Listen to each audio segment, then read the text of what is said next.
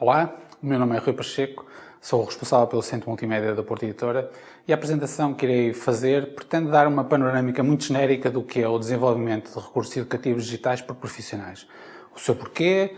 o como é feito e também o para quê, ou melhor, com que finalidades. Começaremos então pelo porquê, pela motivação ou justificação para que os recursos educativos digitais sejam produzidos por profissionais. E quando refiro profissionais, estou a mencionar especificamente aqueles cuja função profissional é exatamente esta, aqueles que desenvolvem a sua atividade no seio de organizações que têm esta finalidade, como é o exemplo, no nosso caso, da Porta Editora. Produzir profissionalmente, tal como em muitas outras áreas de atividade, implica especialização.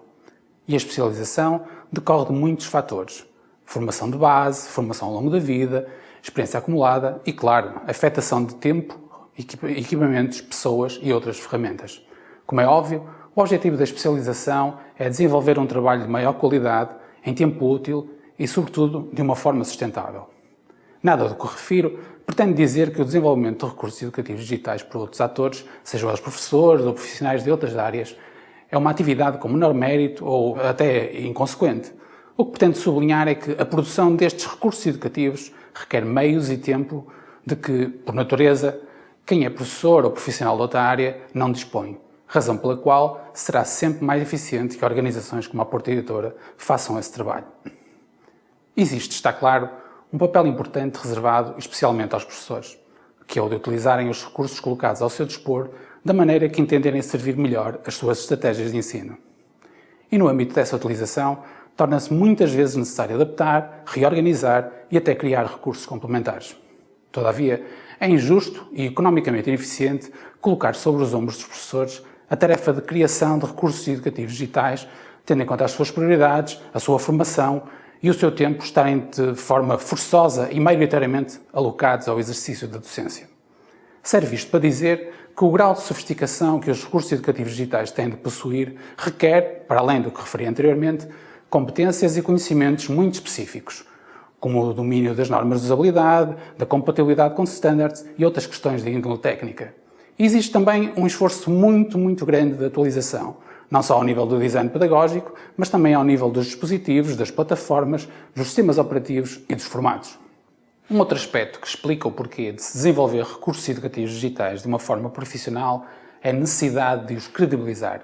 Isto é, fazer com que cada utilizador se sinta seguro de que o recurso a que tem acesso cumpre os requisitos para os quais foi supostamente desenvolvido. Que, por exemplo, um dado recurso está efetivamente de acordo com as orientações do currículo, que a linguagem é adequada, que é compatível com a generalidade dos equipamentos dos utilizadores. Esta idoneidade, no caso do trabalho desenvolvido por empresas como a Porta Editora, decorre da existência de mecanismos de autorregulação que explicitarei adiante e, por que não dizê-lo, da necessidade de estar à altura das expectativas dos nossos clientes. Porque, na realidade, o nível de exposição do nosso trabalho é comparativamente muito maior e, como em qualquer outra atividade, se a quantidade do produto ou a qualidade do produto ou do serviço não satisfizer os destinatários, os projetos tornam-se economicamente inviáveis e morrem. Não obstante a responsabilização que decorre do enunciado, acolheríamos muito positivamente a implementação de processos de certificação e acreditação de recursos educativos digitais independentes, uma vez que isso permitiria, como se costuma dizer, separar o trigo do joio e fazer com que pais, professores e alunos tivessem, para lá da credibilidade que a empresa ou marca X ou Y lhe merecem, uma referência externa de conformidade. Temos a clara consciência de que um processo de certificação e acreditação de recursos educativos digitais teria de ser ágil e pouco burocrático, dada a velocidade a que se processam as modificações de cariz tecnológico e que isso não seria de todo fácil de implementar. Todavia, existe em Portugal trabalho realizado neste domínio e seria de toda a conveniência dar-lhe continuidade. Um outro porquê do desenvolvimento de recursos educativos digitais por profissionais é o facto de, muitas vezes, não estarem propriamente em causa recursos isolados, mas ante sistemas integrados e funcionalidades. Dou como exemplo uma ferramenta disponibilizada no contexto do serviço de escola virtual e que possibilita a geração dinâmica de testes interativos. Neste caso, o recurso é, afinal, uma funcionalidade e não propriamente um conteúdo específico.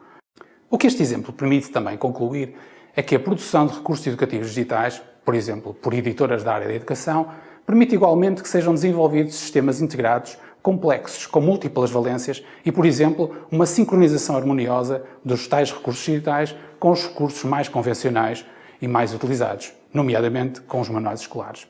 Esta abordagem multisuporte só é possível com enormes investimentos e com uma atividade desenvolvida ao longo de anos. Em suma, existe por certo um lugar para aquilo que é definido como User-Generated Content, mas é um papel complementar ao da disponibilização dita profissional e não meramente alternativo. Ao contrário do que muitos arautos da Web 2.0 advogam, educar segundo as normas definidas pelo Estado pressupõe a existência de recursos educativos idóneos, quer ao nível pedagógico, técnico ou científico, e a responsabilidade de os produzir não pode ser deixada ao acaso, nem pode sequer repousar na sabedoria das multidões. Tem de ser uma missão confiada a quem sabe, a quem tem os meios e a quem é reconhecida a competência para o efeito. Aqui chegados, cumpre-nos então enunciar o como, isto é, de que maneira se desenvolvem profissionalmente recursos educativos digitais em Portugal. E para este efeito, utilizaremos como exemplo o que é desenvolvido na Porta Editora. Antes de mais, um aspecto que se tem de ter em conta neste domínio é que a criação deste tipo de recursos é, forçosamente, produto de uma autoria coletiva, ou seja, as exigências do desenvolvimento profissional de recursos educativos digitais, a sua sofisticação e contextualização funcional implicam o envolvimento de múltiplos atores de múltiplas competências. Em primeiro lugar, implica a existência de um papel central, que é o de Blended Learning Designer, ou, por outras palavras, alguém que tenha uma visão global das finalidades e do sistema onde o recurso será integrado. Alguém que desenhará o esqueleto fundamental desse sistema, a forma como este será organizado, o modo como o conjunto de recursos determinado terá de ter, por exemplo, características gráficas e funcionais afins, de modo a integrar-se harmoniosamente num contexto mais alargado. São igualmente necessários autores para os guiões dos recursos, regra geral, professores que lecionam as disciplinas em questão e que, por via da sua formação ou do trabalho desenvolvido com as nossas equipas, consigam transpor para o digital as suas experiências sobre o que efetivamente funciona na sala de aula ou terá, por exemplo, utilidade para o autoestudo. Tendo em conta o gigantismo da maioria destes processos, existe igualmente a figura do gestor de projeto, alguém cuja função é articular os contributos das dezenas de intervenientes, manter um histórico do processo de desenvolvimento, controlar o calendário das realizações e assegurar o cumprimento de prazos e especificações. Em paralelo, existe a figura do gestor de conteúdos, um profissional cuja missão é estabelecer as bases do trabalho que deverá ser desenvolvido pelos autores dos guiões, regra geral externos à empresa, rever, discutir, articular o esforço com quem criou o guião, na perspectiva deste cumprir as necessidades curriculares e estar em conformidade com o sistema onde será integrado. Os gestores de conteúdos possuem formação académica nas áreas científicas onde laboram e, para além de terem conhecimentos técnicos aprofundados relativos às ferramentas de edição que usamos, foram igualmente alvo de formação no domínio da usabilidade e têm especialmente em conta estas questões. Um quinto conjunto de intervenientes no processo é o formado pelos designers web e designers gráficos, a quem compete dar forma, cor e movimento aos guiões produzidos pelos professores que connosco trabalham. Não se trata propriamente de criar objetos visualmente bonitos ou artifícios inconsequentes do ponto de vista da eficácia educativa. A preocupação primordial é comunicar bem, de uma forma clara, explícita, pelo que pode ser tão fundamental a definição do tipo de letra, o contraste das cores utilizadas e o espaço atribuído a uma dada página ou uma dada imagem, como a criação de uma impressionante animação tridimensional. Em complemento à atividade dos designers gráficos, existem os profissionais ligados ao vídeo e ao som, uma vez que a generalidade dos recursos pressupõe, por exemplo, a existência de locuções, a criação de ambientes sonoros, o registro de vídeo ou o seu licenciamento a terceiros e posterior edição para uma finalidade específica. No caso da Porta Editora, dispomos não só de técnicos especializados, como de um estúdio onde anualmente realizamos centenas de horas de gravações com atores e locutores profissionais. Adicionalmente, para além da intervenção que se adivinha indispensável no desenvolvimento de programas e sistemas onde os recursos digitais são disponibilizados, os programadores informáticos intervêm na concepção de alguns recursos isolados funcionalmente mais complexos. Finalmente, o trabalho de todos estes atores, como referi, B-Learning Designers, professores e autores de guiões, gestores de projeto, gestores de conteúdos, web e graphic designers, programadores, depois de integrado em objetos de aprendizagem ou ensino, é avaliado por revisores científicos e linguísticos, recorrentemente especialistas externos à empresa, cuja intervenção pretende assegurar a satisfação dos elevados padrões de qualidade e rigor que temos como objetivo. Depois de sucintamente explicado quem intervém neste tipo de processos, é necessário dar uma ideia geral do modo como as coisas acontecem, começando pela concepção dos guiões. Neste processo específico, a primeira coisa a ter em conta é a finalidade, ou seja, a definição do ambiente-alvo e do utilizador-alvo. Por exemplo, poderemos estar a referir-nos a um recurso que é suposto ser projetado num quadro interativo, tal qual foi concebido, ou, por outro lado, um recurso com a mesma finalidade, mas que terá de ter o potencial de articulação funcional com outros recursos e ferramentas para, por exemplo, integrar um plano de aula ou uma sequência de aprendizagem com vários recursos. No caso de ser um recurso para projeção em sala de aula, terão de ser tidas em conta questões como a resolução dos projetores, a dimensão das imagens, de modo a que possam ser visualizados por um aluno mais afastado do quadro, entre outras questões. Em alternativa, num recurso destinado à autoaprendizagem, usualmente utilizado numa biblioteca ou em casa do aluno, serão tidas em conta a necessidade de autocorreção, de feedback motivacional e ou de indicadores de desempenho. Como se torna evidente nestes exemplos, as competências envolvidas transcendem o domínio do puramente científico e pedagógico, focando-se igualmente em aspectos técnicos e no domínio da usabilidade e compatibilidade funcional.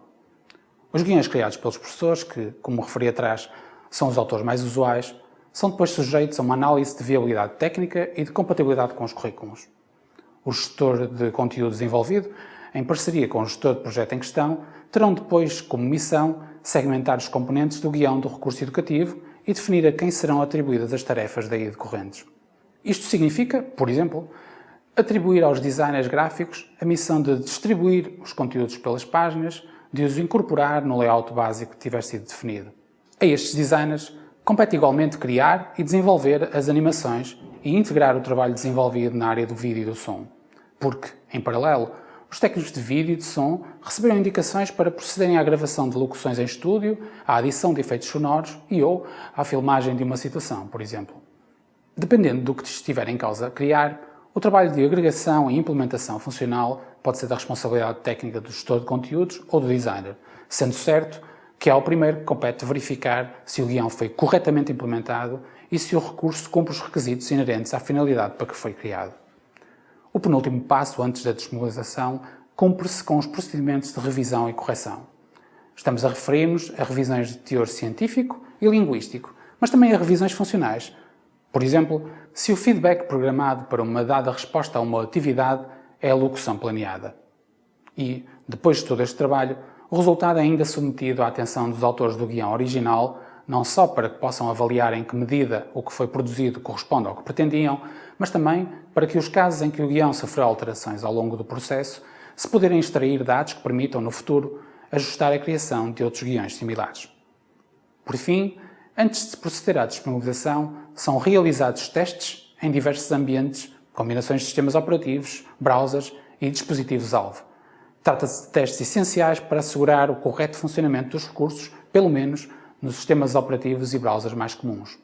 Nos casos aplicáveis, são igualmente efetuados testes com quadros interativos, dispositivos móveis e outros equipamentos. Com a disponibilização, encerra-se o processo de desenvolvimento propriamente dito, mas não se esgota de forma alguma a intervenção da empresa.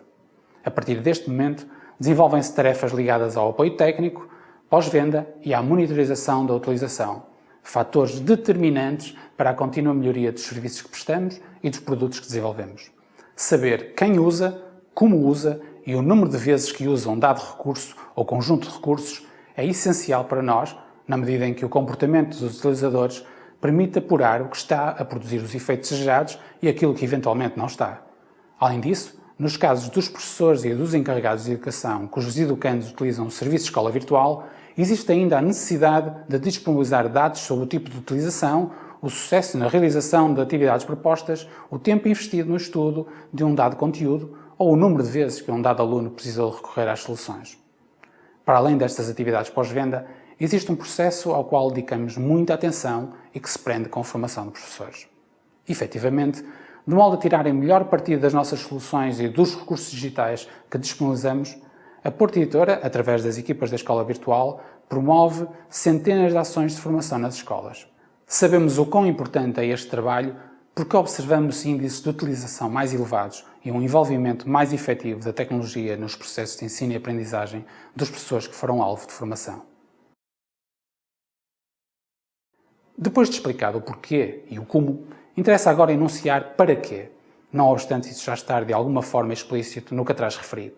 Resumindo, Poder-se-á dizer que procedemos ao desenvolvimento de recursos educativos digitais e soluções integradoras visando essencialmente dois tipos de utilizadores, os estudantes e os docentes.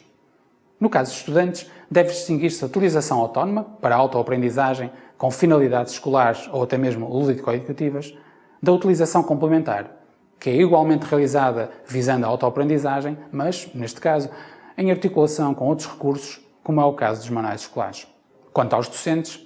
deverá distinguir-se uma utilização isolada, para projeção na sala de aula, independentemente do grau de adaptação que o professor entenda fazer, de uma utilização integrada, que não exclui, obviamente, a possibilidade de projeção em sala de aula, mas que contempla uma lógica de partilha, a atribuição de tarefas e controle de resultados assentes na utilização de um Learning Management System.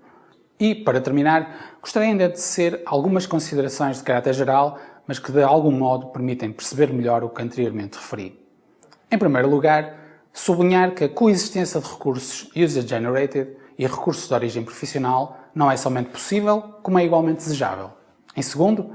que é necessário ter em conta que existe uma relação custo-benefício otimizada nos recursos educativos digitais desenvolvidos por estruturas profissionais. Em terceiro, que por força da sua exposição, a oferta profissional está sujeita a um tipo de escrutínio muito exigente, pelo que mesmo na ausência de um sistema de certificação institucionalizado, existem mecanismos de revisão implementados. Creio ser igualmente relevante aludir ao facto de ser fundamental fazer uma distinção clara entre as necessidades do ensino básico e as necessidades do ensino superior, entre as capacidades de autorregulação de um jovem adulto e as de um adolescente ou até de uma criança, nomeadamente porque as plataformas sociais cumprem missões diferentes das plataformas de ensino-aprendizagem e esperar que um adolescente adquira competências e conhecimentos sobre um dado tema de currículo no Facebook ou no Twitter é de facto uma falácia. É também crucial perceber que, não obstante as interpenetrações existentes e ou desejáveis entre ambientes lúdico-sociais e ambientes escolares formais, é forçoso que se assuma a necessidade de disciplinar o tempo, a orientação da atenção e o foco. Ocorre-me este propósito de referir publicações recentes de Nicholas Carr, por exemplo, que demonstram que, apesar do evidente multitasking, os jovens atores e consumidores da web não assimilam conceitos com a devida profundidade e muito menos conseguem definir relações de pertinência na informação que consomem. Consequentemente, e para finalizar, chamo a vossa atenção para a importância de se tratar a criação de recursos educativos digitais como algo ao qual está subjacente uma grande responsabilidade. A profusão e multiplicidade da oferta não traduz necessariamente qualidade e muito menos adequação à finalidade educativa inerente ao que é suposto ser ensinado nas nossas escolas. Por esse motivo, acreditamos que o contributo da produção profissional de recursos educativos digitais e a disponibilização de soluções integradas coerentes é fundamental para o sucesso da utilização das tecnologias da informação no dia-a-dia de professores e alunos. Porque, no momento em que nos encontramos, já não deveríamos estar a discutir tecnologias, abordagens ou proveniência dos recursos, mas antes a promover usos qualificados dos recursos.